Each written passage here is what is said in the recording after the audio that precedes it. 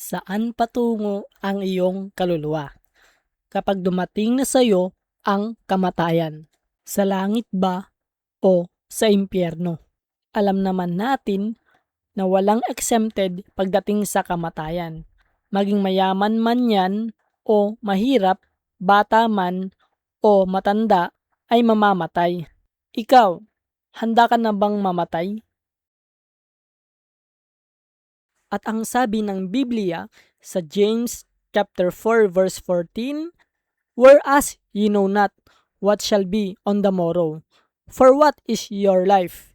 It is even a vapor that appeareth for a little time and then vanisheth away." Hindi po natin alam ang pwedeng mangyari bukas. Kaya wag po tayong magmayabang na baka bukas buhay pa tayo.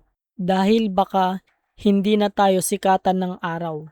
Inihalin tulad lang po ang buhay natin sa usok na mabilis lang din mawala o maglaho. Na kahit na gusto mo pang mabuhay, kung oras mo na, oras mo na. Ano nga ba ang kamatayan? May dalawang uri ng kamatayan. Una, kamatayang pisikal. Ito po ay paghiwalay ng kaluluwa mula sa katawan. Pangalawang kamatayan, kamatayang espiritual. Ito naman ay paghiwalay ng tao sa Diyos. Ang ibig sabihin ng kamatayang ito ay ang tao ay mahatulan ng walang hanggang kaparusahan sa impyerno.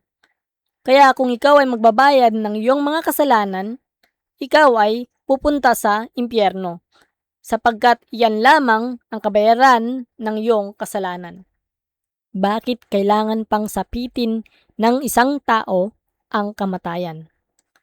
Sabi po ng Biblia sa Romans chapter 3 verse 23, "For all have sinned and come short of the glory of God." Dahil tayo po ay makasalanan sa harapan ng Diyos.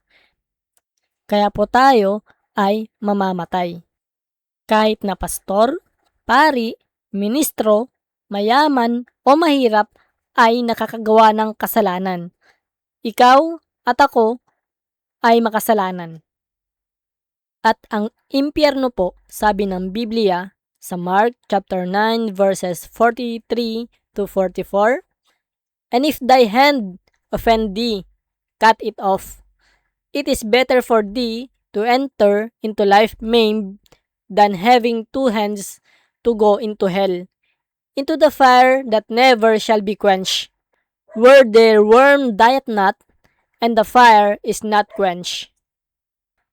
Ang impyerno po ay apoy na hindi namamatay at uod na hindi namamatay.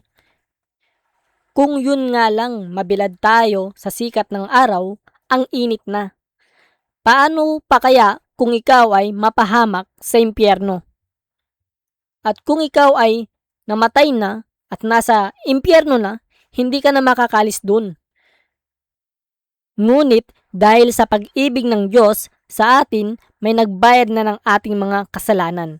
Walang iba kundi ang ating Panginoong Hesukristo nung siya ay pinako sa krus. Dahil ayaw niya pong mapahamak tayo sa impyerno. Sabi po ng Biblia sa Romans chapter 10 verses 9 to 10 sa Tagalog, "Sapagkat kung ipapahayag mo ng iyong bibig si Jesus na Panginoon at sasampalataya ka sa iyong puso na siyang binuhay ng Diyos sa mga patay, ay maliligtas ka. Sapagkat ang tao ay sumasampalataya sa puso ng katwiran at sa pamamagitan ng bibig ay nagpapayag sa ikaliligtas." Tayo po ay binigyan na ng pagkakataon ng Panginoon para hindi na mapahamak sa impyerno. Kung ikaw ay magsisisi sa iyong mga kasalanan, manampalataya sa Panginoong Hesukristo at tanggapin siya bilang Panginoon at tagapagligtas, ikaw ay hindi na mapapahamak sa impyerno kundi magkakaroon ng buhay na walang hanggan sa langit. Kapatid, ang gusto ng Diyos ay mapunta ka sa langit kapag ikaw ay mamatay. Na kahit ikaw ay makasalanan at babayaran mo ang iyong mga kasalanan sa impyerno, ang gusto pa rin ng Diyos ay makasama ka niya sa langit. Kaya niya ibinigay ang Panginoong Hesukristo upang bayaran ang iyong mga kasalanan. At ang kailangan mo na lang gawin ay ang magsisi sa iyong mga kasalanan at manampalataya sa Panginoong Hesukristo at tanggapin mo siya na tunay sa iyong puso bilang Panginoon at tagapagligtas. Kapatid, gusto mo bang tanggapin ang Panginoong Hesukristo? Ikaw ay aking gagabayan sa maikling panalangin. Sumunod ka sa panalangin na ito na totoo at tunay sa iyong puso. Pumikit tayo at manalangin.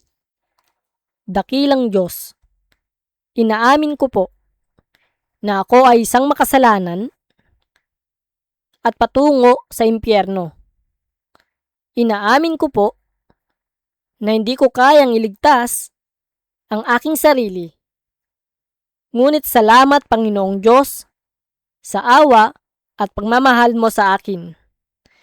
Bagamat ako'y isang makasalanan, nananampalataya po ako na ang Panginoong Hesukristo ay namatay, inilibing at muling nabuhay alang-alang sa aking mga kasalanan.